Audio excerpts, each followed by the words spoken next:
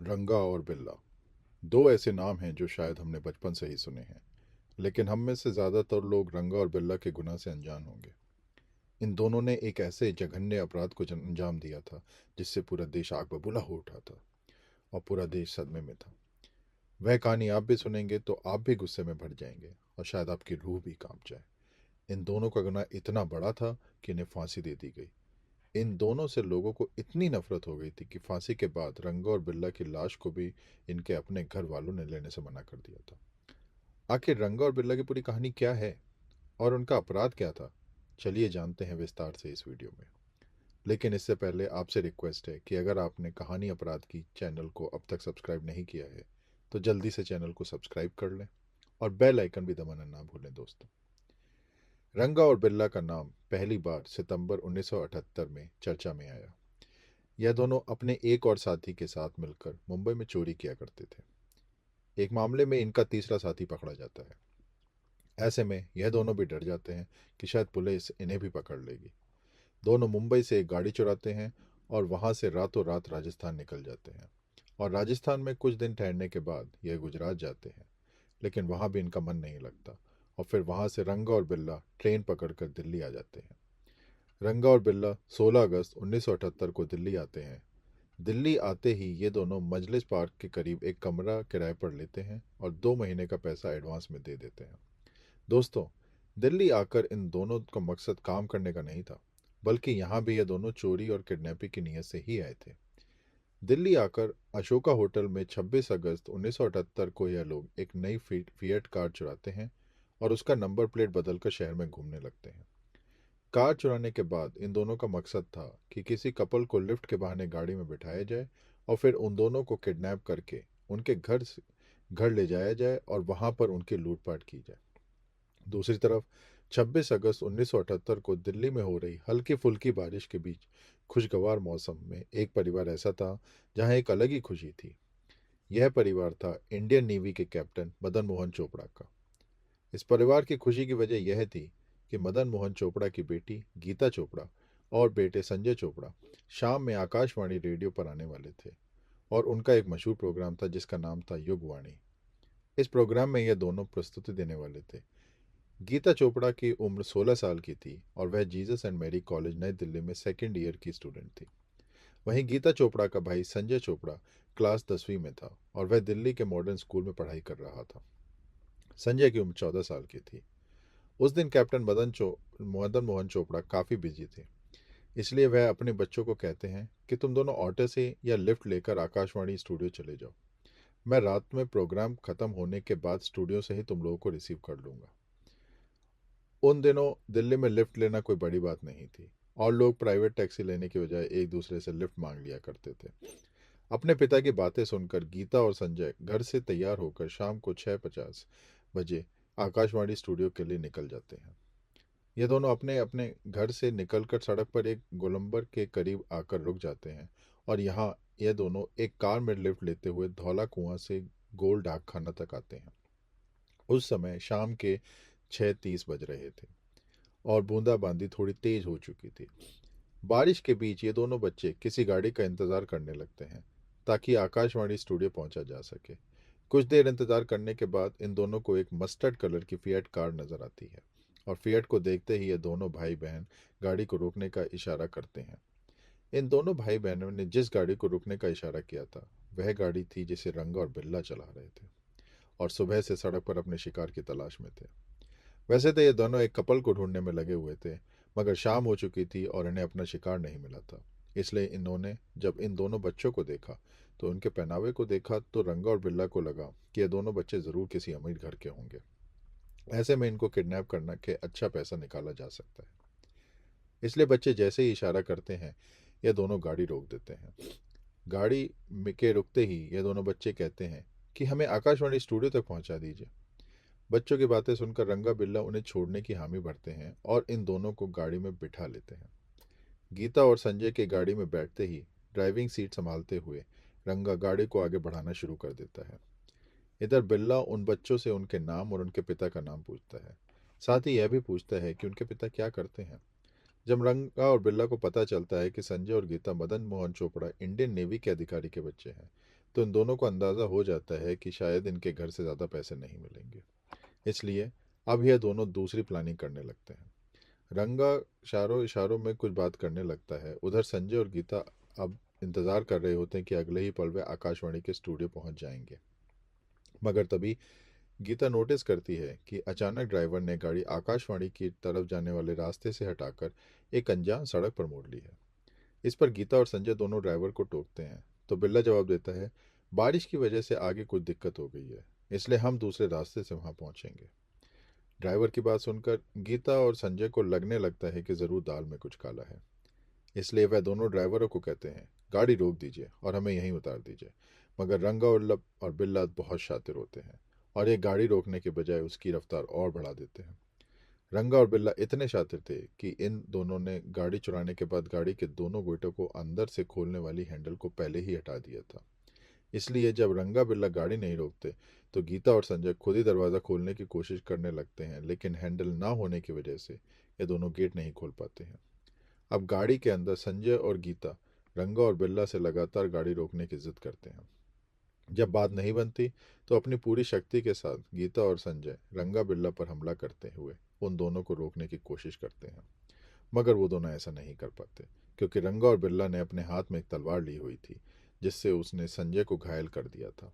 घायल होने के बावजूद ये दोनों बड़ी बहादुरी से रंगा और बिल्ला का मुकाबला कर रहे होते हैं। तब तक गाड़ी चलते हुए गोल्ड डाक खाना के करीब आ पहुंचती है। यहाँ पर भगवान दास नाम के एक व्यक्ति की नज़र इस गाड़ी पर पड़ती है। भगवान दास उस समय अपने स्कूटर पर सवार थे। भगवान दास देखते हैं कि गाड़ी की अगली सीट पर एक आदमी बैठा हुआ है, जबकि पिछली सीट पर दो बच्चे हैं जो लगातार गाड़ी के अंदर से चीख चिल्ला रहे हैं और मदद की गुहार लगा रहे हैं। इस पर भगवान दास अपने स्कूटर से उस गाड़ी का पीछा करना शुरू कर देते हैं, मगर यह उसको रोक नहीं पाते। रंगा बिल्ला की कार को कुछ और लोग भी रोकने की कोशिश करते हैं, मगर कार नहीं रुकती और पूरी रफ्तार से भागती रहती है। एक जगह ऐसे ही एक आदमी ने देखा कि कार के अंदर से चिल्लाने की आवाज़ आ रही है। जब वह व्यक्ति नज़दीक आया तो उसने देखा कि पिछली सीट पर बैठी लड़की ड्राइवर के बाल खींचकर मदद करने के लिए चिल्ला रही है, जबकि लड़का अगली सीट पर बैठे उस दूसरे व्यक्ति से लड़ रहा है। दोनों मदद के लिए चिल्ला रहे हैं। यह नज़ारा देखकर उस व्यक्ति ने भी कार का दरवाज़ा खोलने की कोशिश की, मगर वो ऐसा नहीं कर पाया और कार वहां से वेलिंगटन हॉस्पिटल की तरफ चली गई।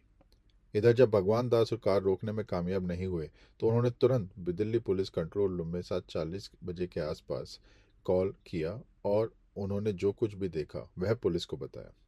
भगवान दास ने कार का नंबर भी नोट कर लिया था। कार का नंबर था HRK 8930। भगवान दास ने जब पुलिस की कार को नंबर लिखवाया तो पुलिस में एक गलती हो गई और पुलिस वाले ने HRK 8930 की जगह MRK 8930 नोट कर लिया। गलत नंबर होने की वजह से पुलिस को कामयाबी नहीं मिली। हालांकि कुछ समय बाद उसी कार पर DDA के एक जूनियर इंजीनियर इंद्रजीत सिंह को भी नजर पड़ी। उन्होंने भी कार के अंदर एक लड़की और लड़के को घायल अवस्था में देखा। इंद्रजीत ने भी कार का पीछा किया, मगर कार रेड सिग्नल तोड़कर भाग गई। यहाँ भी किस्मत से इंद्रजीत सिंह ने कार का नंबर नोट कर लिया और तुरंत राजेंद्र नगर पुलिस स्टेशन को फ़ोन कर दिया। मामला काफ़ी गंभीर था। इसके बावजूद आरोप यह लगाया जाता है कि लगातार कंप्लेंट मिलने के बावजूद पुलिस ने तत्परता नहीं दिखाई और अधिकार क्षेत्र से बाहर की घटना बताकर राजेंद्रपुर नगर पुलिस ने भी अपना पल्ला झाड़ लिया। उधर रंगा और बिल्ला बड़े आराम से गीता और संजय को अपने कब्जे में लेकर अपने रास्ते की तरफ निकल गए। इधर रात के 8 बज रहे थे। इसी समय आकाशवाणी पर गीता और संजय का प्रोग्राम होना था, इसलिए इनके माता पिता बड़ी बेसब्री से 8 बजने का इंतज़ार कर रहे थे। लेकिन जब कार्यक्रम शुरू हुआ तो इन दोनों को एक झटका सा लगा, क्योंकि कार्यक्रम में गीता और संजय की जगह कोई और ही था। यह सुनकर मदन मोहन चोपड़ा निराश हुए और उन्होंने अपनी स्कूटर उठाई और 9:40 बजे पर संसद मार्ग स्थित आकाशवाणी ऑफिस चले गए, ताकि अपने बच्चों को वहां से लेकर आ सकें। मगर जब वह वहां पहुंचे तो उन्हें जानकारी मिली कि गीता और संजय तो यहाँ पहुंचे ही नहीं हैं। इतना सुनते ही मोहन चोपड़ा के पैरों तले जमीन खिसक गई और वे सोच में पड़ गए, आखिर बच्चे कहाँ चले गए होंगे।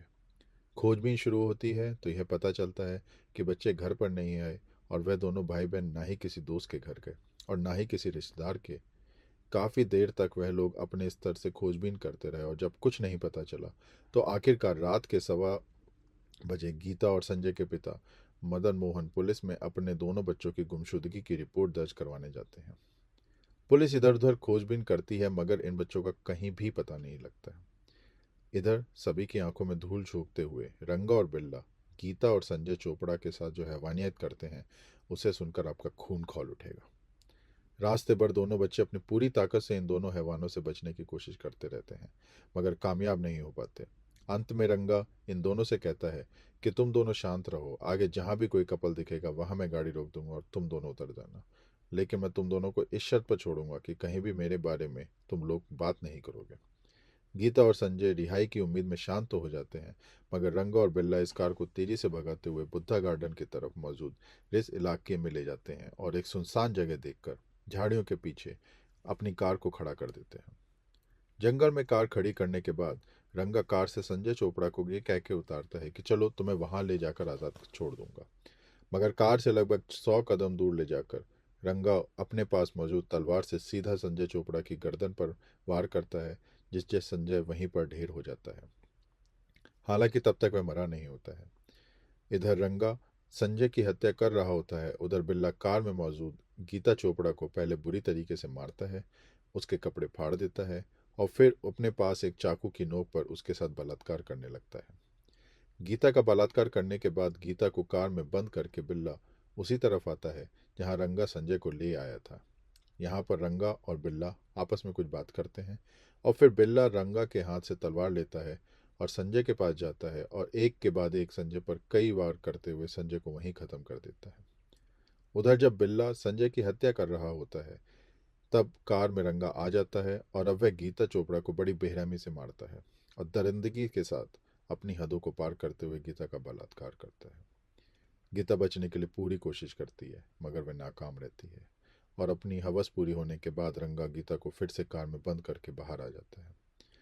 इधर कार के अंदर गीता चोपड़ा लगातार अपने भाई के बारे में पूछ रही थी। इस पर रंगा बिल्ला को गीता को कहता है चलो तुम्हारे भाई से मिला देता हूँ। इतना कहने के बाद रंगा और बिल्ला गीता को अपने साथ लेकर उसी जगह पर ले जाते हैं जहां पर इन दोनों ने मिलकर संजय की हत्या की थी। भाई की लाश को देखकर गीता का कलेजा फट जाता है। जिसे पहले वह कुछ कह पाती, इससे पहले ही बिल्ला ने तलवार निकालकर सीधा गीता की गर्दन पर वार कर दिया और गीता एक ही झटके में जमीन पर गिर पड़ी और वहीं पर उसकी मौत हो गई। बड़ी बेरहमी से संजय और गीता की हत्या करने के बाद रंगा और बिल्ला इन दोनों की लाश को घसीट कर झाड़ी के अंदर फेंक देते हैं और वापस उसी कार में आ जाते हैं। जब तक गीता और संजय रंगा बिल्ला के कब्जे में थे, इन दोनों ने बड़ी ही बहादुरी से इन दोनों दरिंदों का मुकाबला किया था। इसी दौरान एक बार गीता ने बिल्ला की तलवार भी छीन ली थी और उसके सर पर वार कर दिया था, जिससे बिल्ला के सर पर एक बड़ा कट लग गया था। उससे लगातार खून भी बह रहा था।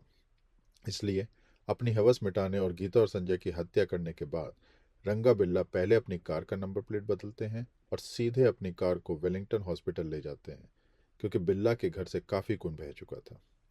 अब रात के 10:30 बज रहे थे। क्योंकि बिल्ला के सर पर गहरी चोट लगी थी, इसलिए डॉक्टर तुरंत बिल्ला को सर का एक्सरे करते हैं और जख्म पर टाँके लगा देते हैं और कुछ दवाइयाँ देकर इन दोनों को हॉस्पिटल में रुकने के लिए कहते हैं। हॉस्पिटल में रंगा और बिल्ला दोनों गलत नाम और पता लिखवा के बैठे होते हैं। क्योंकि बिल्ला के सर पर गहरी चोट होती है, इसलिए नियम के मुताबिक हॉस्पिटल द्वारा तत्कालीन ही पुलिस को खबर कर दी जाती है और जब पुलिस चोट की वजह पूछती है तो बिल्ला बताता है कि हम दोनों आ रहे थे और बंगला साहिब रोड पर काली मंदिर के पास कुछ लोगों ने हम पर हमला कर दिया और हमारे पास मौजूद घड़ी पैसे छीन लिए, साथ ही लोहे की रॉड से हमारे सर पर मारा, जिससे यह जख्म हो गया। हॉस्पिटल में मौजूद पुलिस तत्काल इस घटना की जानकारी मंदिर मार्ग पुलिस स्टेशन को देती है। इसके बाद रात 10:50 पर पुलिस वालों को हॉस्पिटल भेजा जाता है। इधर डॉक्टर ने बिल्ला को चोट गहरी होने की वजह से हॉस्पिटल में रुकने के लिए कहा था, मगर रात के 11:10 पर यह दोनों हॉस्पिटल से छुट्टी लेने के लिए कहते हैं। लेकिन वहां मौजूद पुलिस वाले पहले उनसे उस जगह पर ले जाने के लिए कहते हैं जहां उनके साथ छीना झपटी हुई थी। रंगा बिल्ला तो किसी भी सूरत में जल्द से जल्द वहां भागना चाहते थे। इधर मगर पुलिस वालों के कहने पर वे उनसे मनगढ़ंत जगह पर ले जा गए और पुलिस को अपनी बातों में उलझा रखा। काफ़ी कोशिशों के बाद भी पुलिस को वहां पर छीना झपटी संबंधित कोई भी सबूत नहीं मिले। इसके बाद पुलिस रंगा बिल्ला को अपने थाने ले जाती है और उनके यहाँ से रात पर 1:05 पर रंगा और बिल्ला कुछ बहाने बनाकर निकल जाते हैं, जबकि पुलिस उन्हें कहती है कि कल आप दिन में फिर आना। ये दोनों रात के अंधेरे में थाने से निकलते ही अपने किराए के कमरे में वापस आते हैं और यहाँ से कुछ ज़रूरी सामान लेते हैं और वहीं से मुंबई भाग जाते हैं। मुंबई में कुछ दिन रुकने के बाद रंगा और बिल्ला आगरा में आकर छुप जाते हैं। इधर गीता और संजय के गायब होने की रिपोर्ट दर्ज किए 24 घंटे से ज़्यादा बीत चुके थे, मगर पुलिस को इन दोनों का कोई सुराग नहीं मिला था। इधर दोनों के गायब होने के 2 दिन बाद यानी 28 अगस्त 1978 को सुबह के 6 बजे धनी राम का नाम का एक चरवाहा अपनी गायों को उसी इलाके में चरवा रहा था जहां उन दोनों बच्चों की हत्या की गई थी। जब धनीराम उस जगह से गुजरा तो जंगल में उसे कुछ कपड़े दिखाई दिए। कुछ और आगे आया तो उसे वो दोनों लाशें भी दिखाई दी। अब चरवाहे ने इस बात की जानकारी तुरंत ही पुलिस में पेट्रोलिंग कर रहे कांस्टेबल रोहताश सिंह को दे दी। पुलिस को टीम मौके पर वहां पहुंची और दोनों लाशों को बरामद कर लिया। इन दोनों बच्चों के माता पिता की लाश की पहचान के लिए बुलाया गया और उन दोनों ने भी इस बात की पुष्टि कर दी कि यह लाश उन्हीं के बच्चों की है। यहाँ पर फॉरेंसिक टीम भी बुलाई जाती है और सभी छोटे बड़े सबूत इकट्ठे किए जाते हैं। इधर पोस्टमार्टम रिपोर्ट में खुलासा होता है कि संजय चोपड़ा पर दर्जनों वार किए गए। वहीं गीता चोपड़ा की हत्या करने से पहले उसका बलात्कार किया गया। साथ ही इसके पूरे शरीर पर कई गंभीर वार भी किए गए हैं। इस खुलासे के बाद पुलिस पर जल्द से जल्द उनके कातिलों को पकड़ने का दबाव बन रहा था, मगर कहीं न कहीं मदन मोहन चोपड़ा को लग रहा था कि पुलिस इस मामले में सुस्ती बरत रही है। इसलिए 2 दिन बाद मदन मोहन चोपड़ा ने मीडिया वालों के सामने आकर अपनी पूरी कहानी बताई और इंसाफ की गुहार लगाई। जब यह खबर मीडिया में छपी तो पूरा देश गुस्से से उबलने लगा। हर जगह बस इसी खबर की चर्चा थी। दिल्ली और देश में उस समय लगभग वैसा ही माहौल बन गया था जैसे निर्भया कांड के बाद बना था। पूरी दिल्ली सड़क पर थी और हर कोई संजय और गीता के कातिलों को जल्द से जल्द फांसी के फंदे पर लटकते हुए देखना चाहता था। मगर घटना के कई दिन बीत जाने के बाद भी पुलिस के हाथ कुछ न लगा। जिन लोगों ने कार में रंगा और बिल्ला को देखा था उनकी निशानदेही पर रंगा और बिल्ला के कुछ स्केच भी तैयार किए गए और पूरे देश में इनके पोस्टर लगवाए गए। अखबारों में रंगा बिल्ला के पोस्टर छपवाए गए और साथ ही इन दोनों को सुराग देने वालों की मोटी रकम देने का ऐलान भी किया गया। इन सब के बावजूद हफ्ते दिन से ज़्यादा बीत जाते हैं, लेकिन रंगा बिल्ला पकड़ में नहीं आते और इससे देश भर के लोगों का गुस्सा 7वें आसमान पर पहुंच जाता है। यह मामला इतना बड़ा हो गया था, इसका अंदाज़ा इस बात से लगा सकते हैं कि जब पूरी दिल्ली सड़क पर आई तो तत्कालीन विदेश मंत्री अटल बिहारी वाजपेयी जी उनसे बात करने के लिए आए, लेकिन पत्थरबाजी की वजह से उन्हें वापस लौटना पड़ा और उन्हें भी चोट लग गई। मामले की गंभीरता को देखते हुए अंत में तत्कालीन प्रधानमंत्री मोरारजी देसाई ने संजय और गीता के घर जाकर शोक प्रकट करने का फैसला किया। साथ ही जल्द से जल्द केस को सॉल्व करने की हिदायत दिल्ली पुलिस को दे दी। अब इस मामले में प्रधानमंत्री खुद ही हैंडल कर रहे थे, इसलिए पुलिस पर भी भारी दबाव था। वह जल्द से जल्द अपराधियों को गिरफ्तार करें। माहौल ऐसा बन चुका था कि रंगा बिल्ला भागते भी तो कब तक भागते और कहाँ कहाँ भागते। इस घटना को अंजाम देने के बाद रंगा बिल्ला दिल्ली से मुंबई भाग गए थे और मुंबई से आगरा। आगरा में कुछ दिन रुकने के बाद कहीं और भागने की नीयत से 8 सितंबर 1978 को वो दोनों आगरा में यमुना रिवर ब्रिज के पास कालका मेल ट्रेन से एक बोगी में सवार हो गए। यह दोनों ट्रेन में चढ़े तो गए, मगर गलती से उस बोगी में चढ़े जो केवल इंडियन आर्मी के जवानों के लिए रिजर्व थी। जैसे ही दोनों ट्रेन के अंदर आए, आर्मी के जवानों ने इन्हें घेर लिया और उनसे इनके आइडेंटिटी कार्ड मांगे। इस पर रंगा और बिल्ला आर्मी के जवानों से झगड़ा करने लगे।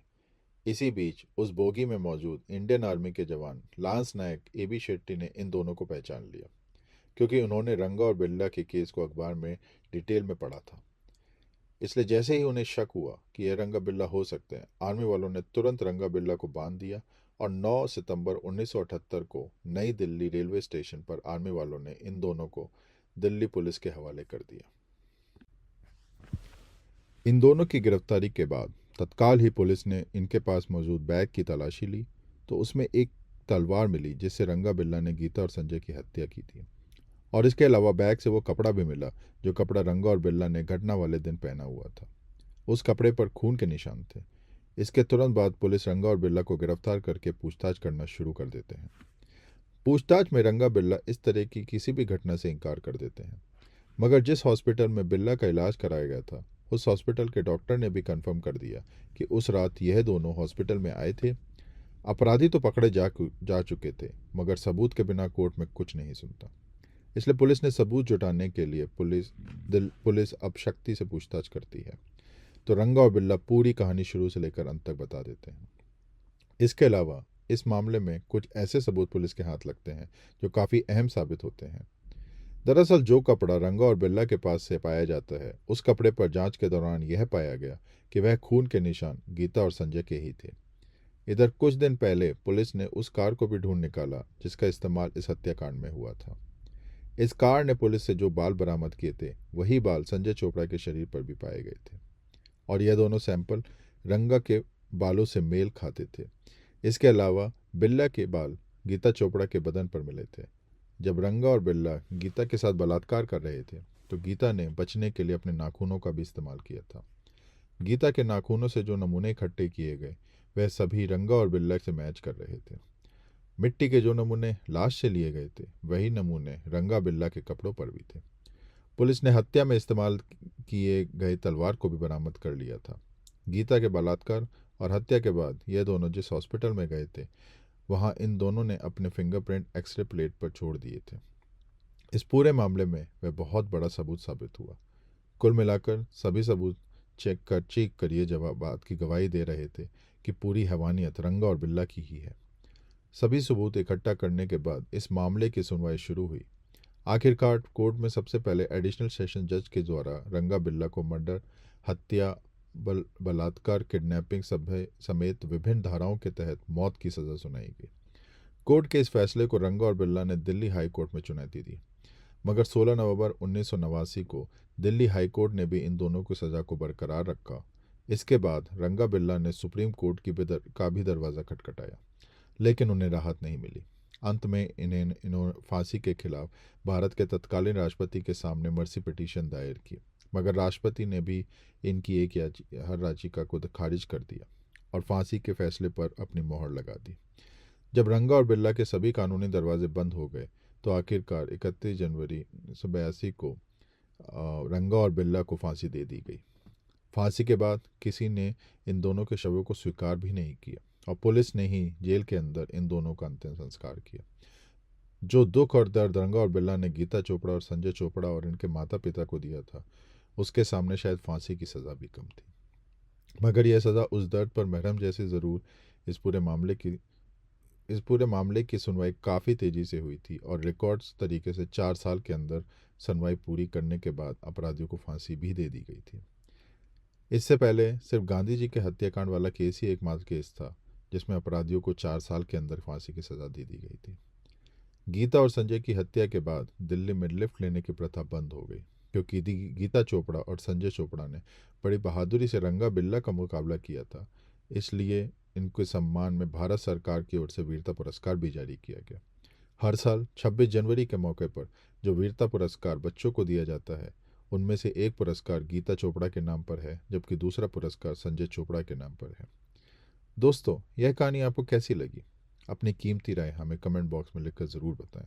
और अगर आपको ये वीडियो पसंद आया है तो प्लीज़ इसे लाइक करें, शेयर करें, और अगर आपने अब तक सब्सक्राइब नहीं किया है तो प्लीज़ हमें सपोर्ट करें और इस चैनल को जल्द से जल्द सब्सक्राइब करें। मिलते हैं अगले वीडियो में जो उनकी दुनिया की एक और दिल दहला देने वाली दास्तां के साथ। तब तक अपना ख्याल रखें। धन्यवाद।